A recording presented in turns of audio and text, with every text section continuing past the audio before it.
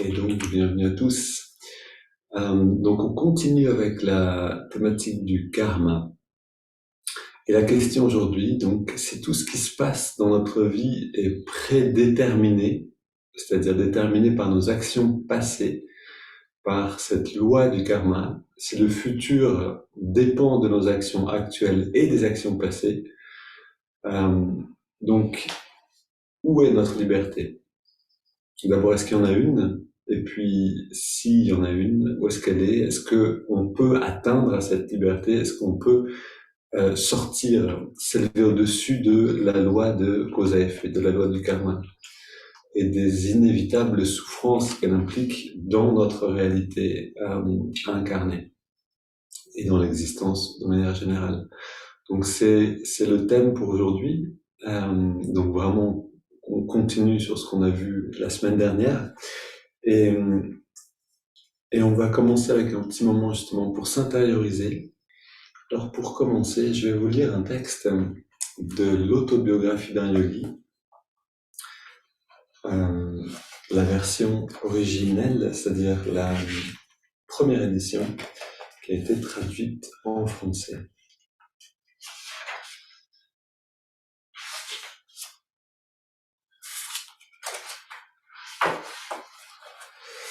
Dans ce passage, donc, le contexte est décrit dans le texte, je vous le dis simplement. En 1915, c'est donc Yogananda qui parle, c'est son autobiographie. En 1915, peu après mon entrée dans l'ordre des Swamis, j'eus une vision marquée de violents contrastes. La relativité de la conscience humaine s'y imposa de façon frappante. Je perçus avec clarté l'unité de la lumière éternelle derrière les dualités douloureuses de Maya. Maya qui veut aussi dire l'illusion de notre vie dans la dualité. Cette vision me pénétra un matin, tandis que j'étais assis dans ma petite mansarde de la maison de mon père, à Gour Park Road. La Première Guerre mondiale faisait rage en Europe depuis des mois, et je songeais tristement à l'énorme tribut de vie humaine. À peine avais-je fermé les yeux en méditation que ma conscience fut soudainement transférée dans le corps d'un capitaine aux commandes d'un navire de guerre. Le tonnerre des armes fondait l'air dans le feu des salves de tirs échangés entre les batteries côtières et les canons du navire. Un énorme obus frappa la soute aux poudres et déchira mon vaisseau. Je me jetai à l'eau avec les quelques marins qui avaient survécu à l'explosion. Le cœur battant, je rejoignis la rive sain et sauf. Mais hélas, une balle perdue termina son vol furieux dans ma poitrine. Je tombai à terre en gémissant. Mon corps entier était paralysé. Et pourtant j'avais conscience de la voir, comme l'on est conscient d'une jambe endormie. De son pas mystérieux, la mort m'a finalement rattrapé, pensai-je. J'étais prêt à sombrer dans l'inconscience, dans un ultime soupir, quand soudain, je me retrouvai assis en posture du lotus dans ma chambre de Gour Park Road. Des larmes d'exultation coulèrent à flots alors que je caressais et pinçais joyeusement mon bien retrouvé, un corps exempt d'impact de balles sur la poitrine. Je me balançais d'avant en arrière, inspirant et expirant, pour m'assurer que j'étais en vie. En ces instants de complaisance envers moi-même, je réalisais que ma conscience avait à nouveau été transférée dans le corps du capitaine défunt sur la rive souillée de sang. Une totale confusion s'empara de mon esprit. « Seigneur, priai-je, suis-je mort ou vivant ?» Un jeu éblouissant de lumière remplit l'horizon tout entier. Un bruissement de douces vibrations prit forme en ces paroles. Qu'ont donc de commun la vie ou la mort avec la lumière? À l'image de ma lumière, j'étais créé. Les relativités de la vie et de la mort appartiennent à l'onirisme cosmique. Contemple ton être au-delà du rêve. Réveille-toi, mon enfant, réveille-toi.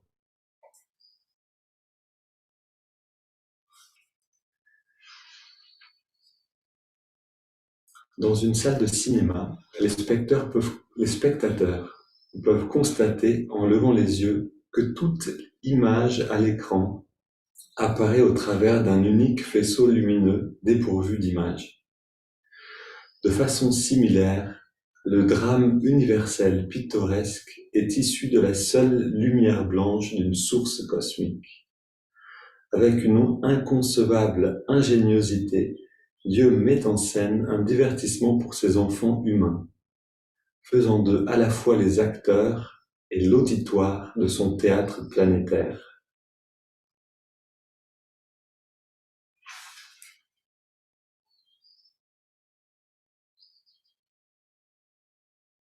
Alors je saute un passage, mais vous pourrez d'ailleurs le retrouver si vous voulez dans ce livre, un passage euh, qui serait un peu long à lire, mais qui est très, très riche, et dans lequel il y a une sorte de dialogue qui s'établit entre Yogananda et ce guide intérieur, cette voix qui lui répond, qui l'apaise, parce que Yogananda est dans une réaction, mais pourquoi tant de souffrance? Et cette voix de lui dire, de lui donner en fait cette mission aussi. Le monde a été créé pour votre divertissement, la création elle-même, mais non pas pour votre souffrance et pour pour cette ignorance qui prédomine maintenant. Et donc, va dans le monde et réveille ton prochain, réveille, montre-leur qu'on peut se réveiller par la méditation et par ces techniques-là. Maintenant, je termine quand même avec ce passage-là, qui est intéressant pour nous ici. La sagesse, alors, donc, mon cœur n'était toujours pas apaisé. La divine voix poursuivit. La création est à la fois lumière et ombre. Sans cela, aucune image n'est possible. La suprématie du bien et du mal ne doivent cesser d'alterner au sein de Maya. Si la joie en ce monde était continuelle, l'homme en chercherait-il jamais une autre? Sans la souffrance, il peine à se rappeler qu'il a abandonné sa demeure éternelle. La douleur est une incitation au souvenir. La sagesse en est l'issue. La tragédie de la mort est irréelle. Celui qui frémit devant elle ressemble à l'acteur ignorant qui meurt de peur sur la scène alors même qu'il n'essuie que le tir d'une cartouche à blanc. Mes fils sont les enfants de la lumière. Ils ne dormiront pas éternellement dans l'illusion. Bien que j'eusse lu dans les écrits, donc là c'est Yogananda qui continue, je termine avec ce passage, bien que j'eusse lu dans les écritures des exégèses de Maya, donc de cette illusion cosmique, elle ne m'avait point apporté la profondeur d'entendement que je recueillis de ces visions personnelles accompagnées de paroles consolatrices. Nos valeurs subissent une complète conversion lorsque nous avons enfin la conviction que la création n'est qu'une vaste représentation cinématographique et que sa réalité propre ne se trouve pas en elle, mais au-delà. Je relis cette phrase. Nos valeurs subissent une complète conversion lorsque nous avons enfin la conviction que la création n'est qu'une vaste représentation cinématographique et que sa réalité propre ne se trouve pas en elle, mais au-delà.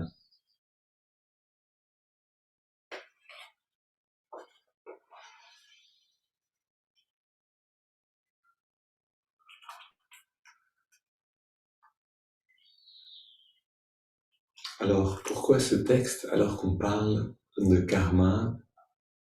Eh ben, parce que ce texte nous donne un exemple assez saisissant, poignant de la vie de quelqu'un, ce capitaine de navire, qui est bien sûr dans une souffrance, en pleine guerre, et qui meurt sur le champ de bataille, et Yogananda qui se trouve tout d'un coup spectateur de ce qui se passe dans cette vie-là, à la fin de cette vie. Et c'est à la fois un aperçu comment dire, de l'horreur dans laquelle l'humain peut se plonger, l'horreur de la guerre ou les souffrances, quelles que soient les souffrances, qu'elles soient extérieures comme une guerre ou intérieures comme une bataille émotionnelle qu'on connaît tous en fait. Et donc il y a ce potentiel de souffrance et en même temps il y a cette possibilité donc de devenir, comme on le trouve ici, spectateur. C'est-à-dire, et cette phrase le dit bien, au moment où on devient vraiment, c'est-à-dire enfin convaincu que la création n'est qu'une vaste représentation cinématographique, alors nos valeurs subissent une complète conversion. C'est-à-dire que jusqu'à ce qu'on arrive à intégrer dans notre vécu, et non pas seulement dans notre pensée, que ce monde, ce qui est en train de se passer, c'est un formidable cinéma en 3 dimensions, avec même plus, avec le temps, avec les 5 sens, c'est le top du top de ce qu'on peut créer maintenant. Voilà, c'est déjà, on est déjà dedans. Et tant qu'on n'est pas dans cette expérience concrète de vivre ce cinéma de la vie, ce film cosmique, on ne pourra pas avoir le changement de conscience nécessaire justement pour sortir de la loi, en fait, de sortir des souffrances impliquées par la loi du karma. Et donc ce texte nous donne directement, en fait, la solution. À la fois une vision intense de la souffrance aussi, mais aussi la solution. Et donc on va rentrer aujourd'hui un petit peu dans cette vision-là, en fait, dans comment comprendre la vie d'une manière qui nous permette de saisir justement que tout est un film, que tout n'est pas si grave, qu'on peut se prendre un petit peu de recul et que même la mort n'est qu'un passage. Parce que si on arrive à intégrer cette vision-là, que même la mort finalement c'est, comme le disait Sœur Emmanuelle, un mauvais moment à passer, mais qu'est-ce qu'on a comme récompense derrière? Et si on peut voir la vie, la mort et tous les mauvais moments de cette manière, alors on commence déjà à s'élever au-delà de cette loi du karma. C'est-à-dire qu'on est encore dans les causes et les effets. On va agir, on va recueillir les fruits de nos actions. Mais on est comme détaché de ce qui se passe. Et là réside la porte de sortie.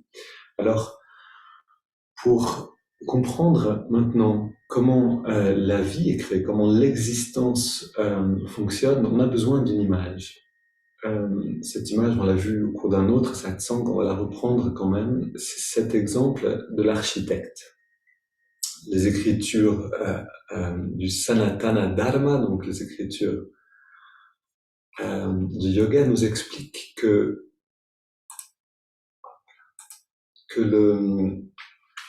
la vie, ou que l'homme, que l'être humain en fait, que son existence est enchâssée dans 3 bouteilles, l'une dans l'autre.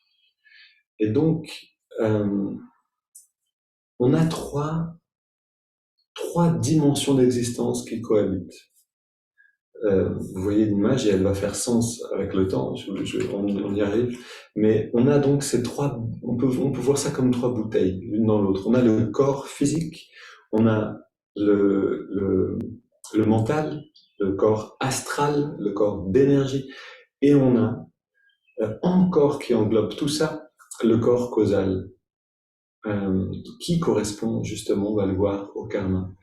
Maintenant, pour comprendre ces 3 corps, justement cette image de l'architecte, on a l'intention de créer une maison. Donc ici, la première chose, c'est l'idée. Je veux créer une maison, je veux construire une maison. Pour pouvoir créer cette maison, on a besoin, bien sûr, d'un architecte ou de quelqu'un qui va faire les plans de la maison. Donc, l'intention elle-même fait partie du monde de la cause ou de la dimension d'existence de la cause. C'est parce que j'ai l'intention de créer une maison qu'elle va pouvoir exister ensuite. C'est parce que j'ai l'intention de créer une maison que je vais appeler un architecte et que cet architecte va créer les plans de la maison. Les plans eux-mêmes sont l'expression de notre existence dans le monde astral. Les plans, c'est l'énergie. C'est-à-dire, l'idée de l'affaire, elle est là, c'est la cause, et ensuite, on a commencé à travailler avec cette idée et on a créé des plans, et ça, c'est le monde astral. Le monde astral est d'une certaine manière parfait, et on peut le manier facilement. On peut refaire des plans facilement. De la même manière, on peut modifier un corps astral facilement. Si un corps est blessé, nous dit Yogananda, en fait, Sri Yukteswar, dans l'autobiographie d'un yogi, on peut le réparer très facilement. L'énergie est malléable, facile à façonner. Mais une fois que donc la cause, l'intention de créer la maison et que les plans ont été faits, on va ensuite condenser encore cette énergie en fait pour la matérialiser, la rendre palpable. Et donc on va, une fois que les plans de la maison sont faits, on va avoir le maçon, voilà, le chef de chantier, toutes les personnes qui sont nécessaires pour que la, la maison puisse exister. On avait une belle image. On l'a pas revue, mais elle était là. Et donc, cette maison, c'est le corps, pour nous, dans cette image-là, bien sûr. Donc, l'intention, ok, on va créer une maison. Les plans, le monde astral. La maison elle-même, quand elle finit par exister, c'est le corps humain, c'est le corps physique. Et donc, il y a ces trois dimensions qui existent en même temps. Pourquoi est-ce que c'est important de les savoir? Parce que quand on sait ça, on peut commencer à agir sur nos trois plans. On n'est plus seulement le corps humain, comme la maison. Donc, si mon corps va bien, je vais bien, je suis mon corps. Ça, c'est une vision très étroite. Mais on peut devenir déjà, et ça, c'est déjà quelque chose qui est dans la conscience du siècle. Je suis aussi des sentiments, des émotions, un conditionnement psychologique. Voilà, tout ce qui fait partie plus de l'émotionnel et de l'astral, de ce qui me détermine dans le fonctionnement de l'énergie à l'intérieur de moi. Et l'émotion, c'est de l'énergie en mouvement. Mais je suis aussi une, une intention. Je suis un ensemble d'intentions. Et cet ensemble d'intentions, littéralement, c'est ce qui fait que les plans existent. C'est ce qui fait que mon corps existe. C'est ce qui fait que je me suis incarné. Et dans cette image-là, on peut dire qu'en effet, l'esprit est l'architecte. Alors, ici, l'esprit, on parle en fait de l'esprit en relation avec l'âme qui, avec ses intentions, crée tout le reste. Et donc, apprendre à voir l'intention derrière l'action, voilà quelque chose qui peut énormément enrichir notre vie en tant qu'être humain et on pourrait dire notre existence, bien au-delà de la vie elle-même. C'est en fait développer une conscience de ce qui est à la base de l'action. Et je voudrais aussi vous donner un petit exemple pour rendre la chose plus concrète. Il y a quelques semaines, on est allé sur le bord de la Sorgue avec quelques amis. Donc, la Sorgue, c'est une très belle rivière qui coule peut-être pas très loin de chez nous. Et on a rencontré des jeunes qui étaient là aussi sur le bord de la Sorgue. Alors, c'est un endroit très particulier. Voilà, c'est un endroit un peu secret. On le connaît, nous, on aime bien y aller. Peu de gens le connaissent, mais il y en a qui le connaissent. Et donc, on se demandait, est-ce qu'il va y avoir du monde ou est-ce qu'on va être juste nous? Et il y avait quelques jeunes qui étaient là. Et donc je suis arrivé, et puis il y en avait un qui était déguisé en dinosaure, et puis qui s'amusait à nous faire peur, mais sans vraiment nous faire peur. Enfin, au début, c'était un petit peu, comment dire, un peu ambigu. J'étais pas sûr, est-ce qu'on est les bienvenus? Donc j'ai tâté le terrain, et puis j'ai vu que ça va qu'on s'installe ici. On s'est installé là, avec quelques amis. Et puis, la relation s'est créée doucement avec ces jeunes. Et donc, en fait, dans le processus d'harmoniser en fait la relation, il y a eu besoin de se poser la question. C'est vraiment ce que j'ai senti. Mais pourquoi eux sont là? Parce que si on reste simplement dans oui, ben moi je voudrais avoir la rivière pour moi et il y a déjà du monde, on reste dans une intention très conflictuelle. Ça, c'est quelque chose qu'on connaît aussi au supermarché. Ben, c'est à moi d'arriver à la caisse, puis il y a quelqu'un qui passe devant avec le caddie. On peut rester dans une intention conflictuelle. C'était ma place, c'est la mienne, etc. Et en fait, c'est rentrer dans le monde causal, dans la conscience du monde causal, c'est aller voir, mais qu'est-ce qui est derrière? Et sortir un instant de son intention pour la regarder et voir aussi celle d'autre. Et donc, dans cet exemple-là, ben, j'ai déjà le fait d'aller dans la rivière, ça lave un petit peu le mental, c'était une aide. Et donc, j'ai pu me poser la question, mais qu'est-ce qui fait leur intérêt? Qu'est-ce qui se passe pour eux maintenant ici? Qu'est-ce que c'est leur vécu ici? Et puis j'ai vu qu'il y en a un qui avait un chien et qu'il aimait beaucoup ce chien. Je crois que c'était une chienne. Et donc j'ai un petit peu posé des questions sur le chien. Et j'ai vu que voilà, que cette personne s'allumait, que son amour pour son chien rayonnait, qu'il en parlait avec beaucoup de détails, d'intérêt, et que c'était vraiment intéressant à écouter. Il y avait quelque chose de nutritif en fait dans dans cet échange. Et donc la relation a commencé à changer. On a commencé à sortir de quelque chose de un petit peu inconfortable. On ne sait pas trop si on est les bienvenus, d'un peu comme ça, pas trop clair, à quelque chose de plus lumineux. Et puis plus tard, une autre conversation s'est lancée comme ça avec une autre personne. On était plusieurs à parler. Du coup, il y a eu un échange aussi qui s'est créé entre les groupes. C'est pas moi qui l'ai initié en fait, hein, j'ai simplement fait partie de la chose. Mais à un moment, on parle avec une autre personne qui était assez, j'ai remarqué il était assez fort, assez baraqué, il avait des muscles. Et donc moi qui fais un petit peu de sport, je suis intéressé aussi par ça voilà, je lui ai posé des questions.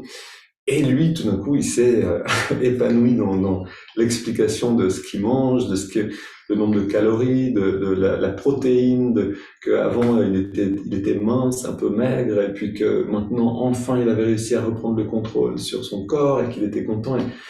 Et voilà. Et puis son copain se moquait de lui en disant, mais oui, t'es beau. Enfin bref, il y avait quelque chose de joyeux comme ça qui s'est un petit qui s'est un petit peu établi entre nous tous et qui venait en fait vraiment, et ça a été pour moi une leçon, voilà, on prend une distance, on rentre dans une situation, on peut simplement rester la tête dans le guidon comme ça un peu et rester dans l'intention première, mais on peut aussi hop, prendre de la distance.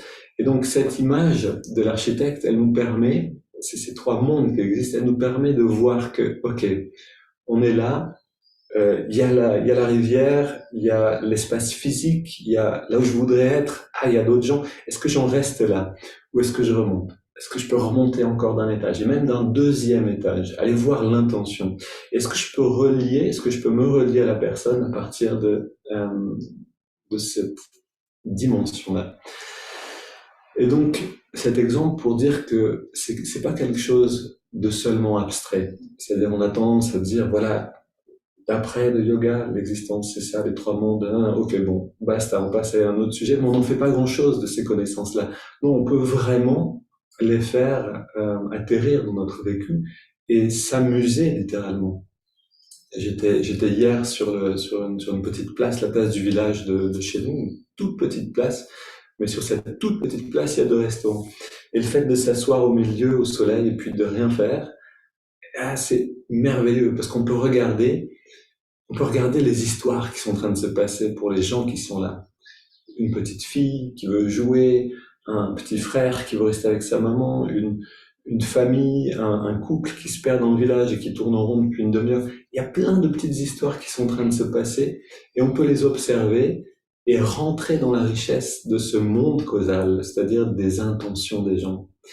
Et on apprend énormément en faisant ça, en fait. C'est non seulement divertissant, alors moi j'adore faire ça, je vous parlais dans d'autres satsangs d'aller sur les places de marché, de rien faire, de rien acheter, de regarder les gens et que c'est merveilleux, mais il y a en plus de ce divertissement, il y a vraiment un apprentissage, c'est-à-dire qu'on apprend à reconnaître l'existence du monde causal. Et si on apprend à le faire, si on passe vraiment du temps à le faire, Et à un moment, on n'aura plus besoin d'aller regarder longtemps une personne pour comprendre son intention, mais ça va venir par intuition, ça va venir parce qu'on aura développé une forme de perception pour voir ce genre de choses.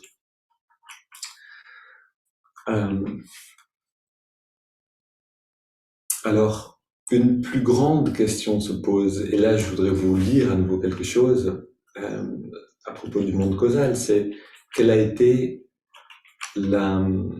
l'intention finalement de mon esprit en choisissant cette incarnation, puisque dans ce qui se passe dans le microcosme se passe dans le macrocosme, c'est-à-dire ce que je peux voir moi moi, je veux dire, chacun d'entre nous, en observant quelqu'un d'autre, ou en s'observant soi-même dans une action, dans le simple fait de faire du café, il y a une intention, il y a des plans, une habitude de fonctionnement, et il y a la réalité à la fin, physique. Donc il y a tout ça, c'est constamment là. Mais c'est aussi là dans la grande image, c'est-à-dire dans la raison même de mon existence. En fait, le corps n'existe que à partir euh, d'un karma, c'est-à-dire ici vraiment d'une intention. Le karma, ça veut aussi dire l'intention qui nous a amenés dans cette vie-là. Et donc, écoutons un petit peu ce texte de Yogananda qui vient du livre Conscience et réincarnation. Pardon, Karma et réincarnation. La conscience des grandes âmes. La plupart des âmes, lorsqu'elles entrent dans ce monde, ne contrôlent pas consciemment leur propre destinée. Elles comprennent vaguement que le flux de leurs désirs les a amenées ici. Mais au-delà de cette conscience trouble, elles n'ont aucun sens d'un but ou d'une direction précise. Les âmes avancées, elles, ne sont pas limitées. Elles savent pourquoi elles sont venues et ce qu'elles ont à faire sur Terre. En accord avec la volonté divine et cette guidance intérieure, elles orientent leur vie et celle des autres vers une liberté toujours plus grande.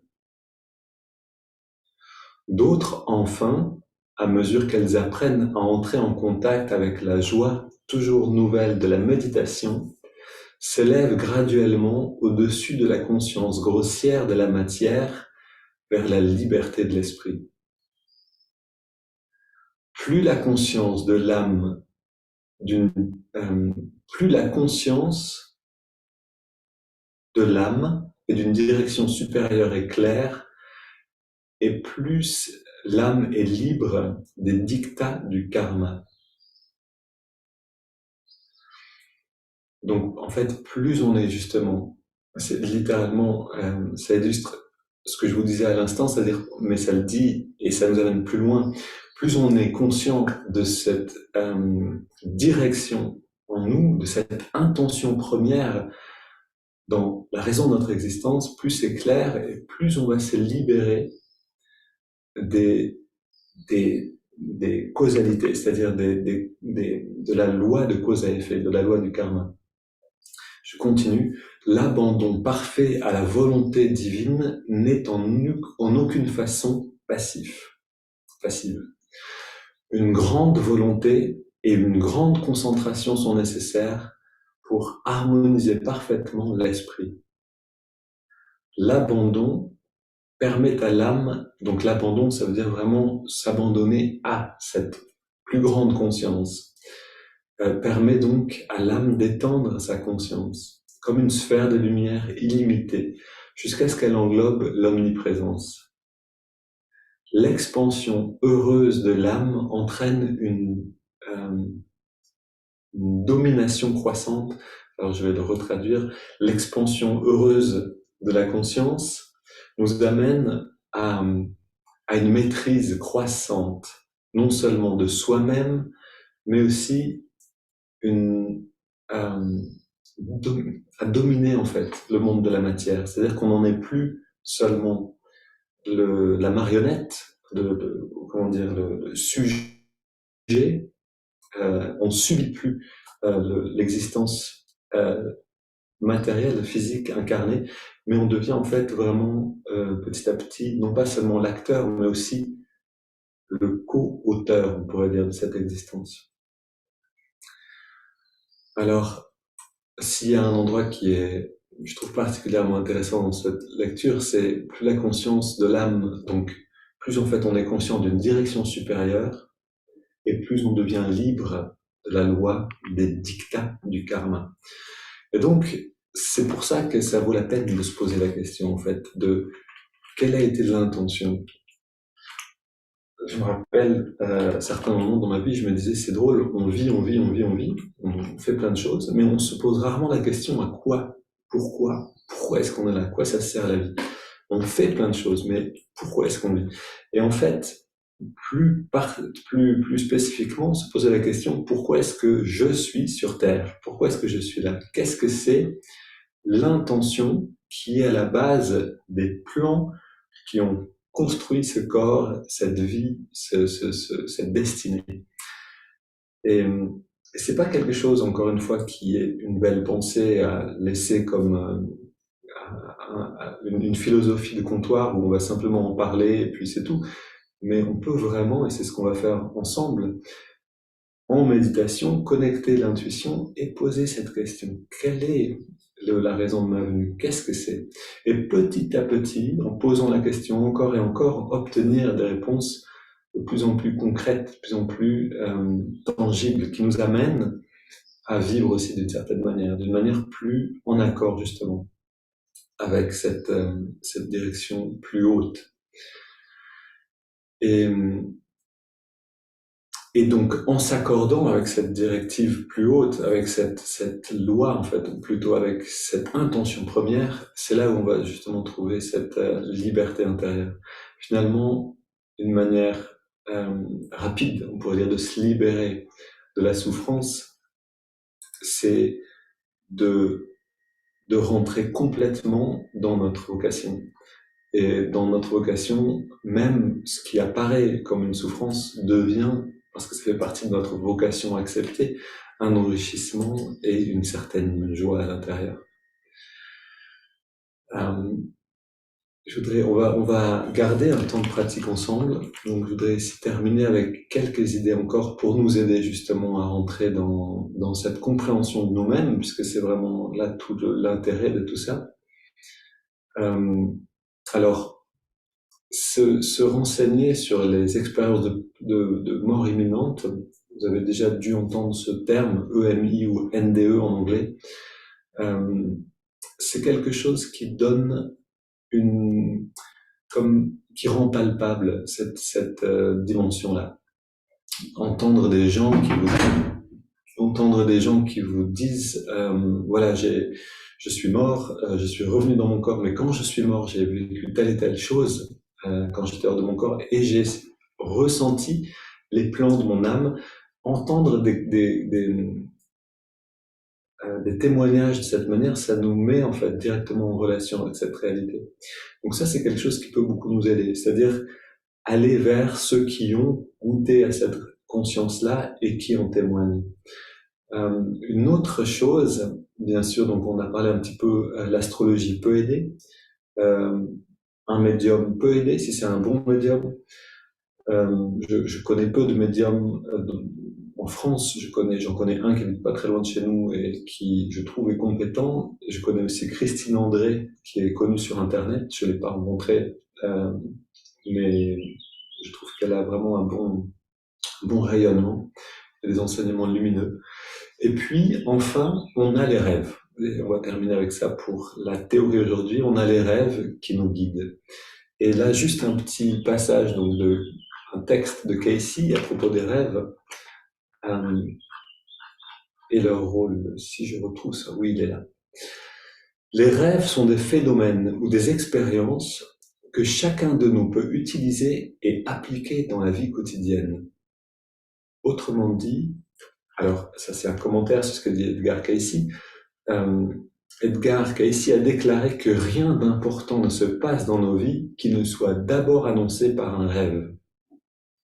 Cela ne signifie pas que tous nos rêves prédisent l'avenir, ni qu'ils nous disent nécessairement que faire, mais ils fournissent des informations de notre esprit ou âme pour nous aider dans tout ce qui se passe dans nos vies. Et Voilà quelque chose qui est à la portée de tout le monde. En fait, on rêve tous. Sinon, on serait en déséquilibre.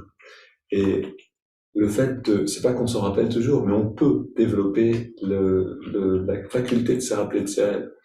Et pour ça, j'aimerais vraiment prendre le temps de vous parler plus de Edgar Cayce et des pratiques à propos du rêve, donc au cours d'un autre satsang. Mais le simple fait d'aller se coucher avec cette intention, je vais rêver, me rappeler de mes rêves, et poser une question même dans le fait de s'endormir, au moment de s'endormir, une question sur quelque chose dans la vie qui nous travaille, ou simplement quel est le but, quelle est l'intention de ma vie sur Terre, ça va amener l'âme à nous parler.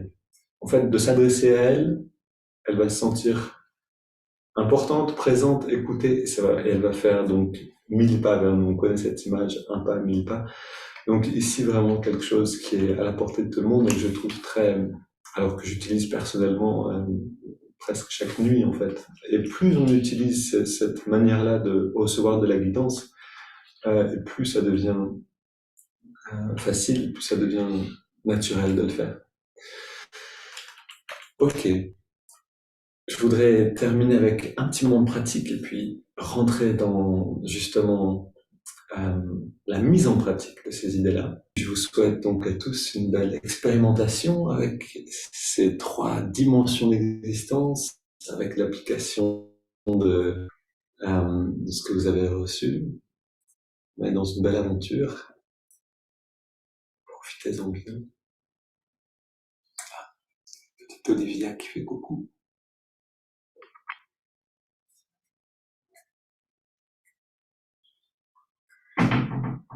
Et ça coupe un petit peu de mon côté, je crois. Internet s'est arrêté. Ok. Dans tous les cas, un bon week-end à tous si on entend encore. Et à très bientôt.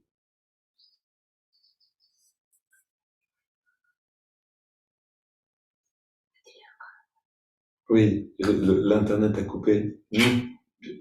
Bon week-end à tous. À très bientôt. Nickel, merci, merci. Merci Stéphanie.